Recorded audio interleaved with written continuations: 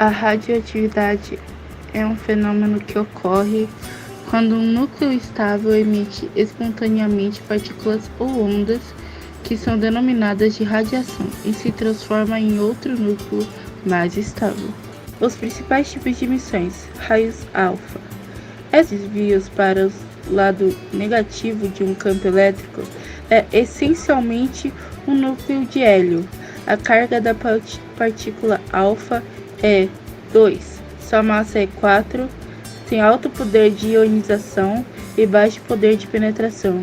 Quando ela é emitida, o número de massa decresce de 4 unidades e o número atômico diminui 2 unidades. Essa é a primeira lei da radioatividade. Raios beta. A radiação beta é a que possui carga negativa, por isso se assemelha aos elétrons. Os raios beta são mais penetrantes e menos energéticos que as partículas alfa. Conseguem atravessar o papel alumínio, mas são facilmente barradas por pedaços de madeira. Raios gama são um tipo de radiação eletromagnética formada por fótons altamente energéticos e de alta frequência. Apresentam grande capacidade penetrante, sendo capazes de propagar a milhares de metros no ar e atravessar chapas de aço com até 15 centímetros de espessura, propagando-se no vácuo com a velocidade da luz.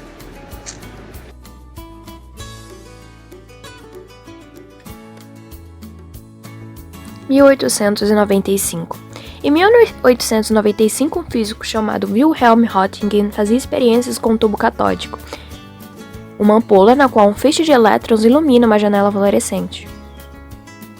Ele envolveu o tubo em papelão para impedir que a luz fluorescente escapasse, quando algo peculiar aconteceu. Uma tela fora do tubo estava brilhando. Em outras palavras, raios invisíveis atravessaram o papelão. Wilhelm não sabia o que eram os raios, então chamou-os de raio-x. E essa descoberta acabou rendendo-lhe um prêmio Nobel. Aqui está a explicação do que acontecia. Quando elétrons de alta energia presentes no tubo catódico atingiam um componente metálico, eles eram desacelerados e liberavam energia extra, ou liberavam elétrons dos átomos que eles atingiam, causando-lhes um reagente interno que liberava mais energia. Em ambos os casos, a energia era emitida de forma dos raios-x, que é o tipo de radiação eletromagnética, com mais energia do que a luz visível e menos energia do que raios gama. Raios-x são potentes e bastante para atravessar vários tipos de matéria, como se fossem semi-transparentes, além de muitos úteis para aplicações em medicina, já que podem criar imagens de órgãos como ossos sem lhe causar danos. Embora haja uma pequena chance de haver mutação nos órgãos reprodutivos e tecidos como a tireoide. Por isso, é comum o uso de aventais de chumbo para bloqueá-los. Ao interagir com a matéria, os raios-x colidem com os elétrons. Às vezes, o raio-x passa toda a sua energia para a matéria e é absorvido. Outras vezes, ele só transfere um pouco da sua energia, e o restante é espalhado. A frequência desses resultados depende da quantidade de elétrons que o raio-x pode atingir. Colisões são mais prováveis se o material for denso, ou se for composto por elementos de maior número atômico, o que significa maior número de elétrons. Ossos são densos e cheios de cálcios, que têm um número atômico relativamente alto. Por isso são bons em absorver raio-x. Por outro lado, o tecido mole não é tão denso e contém elementos de menor número atômico, como carbono, hidrogênio e oxigênio. Então, mais raios-x penetram em tecidos como pulmões e músculos, escurecendo a chapa. No entanto, essas figuras em 2.d são úteis até um certo ponto. Quando os raios-x atravessam o corpo, eles podem interagir com vários átomos pelo caminho. O que aparece na chapa é o resultado de todas essas interações. É como tentar imprimir 100 páginas de um romance numa única folha, para realmente ver o que acontece.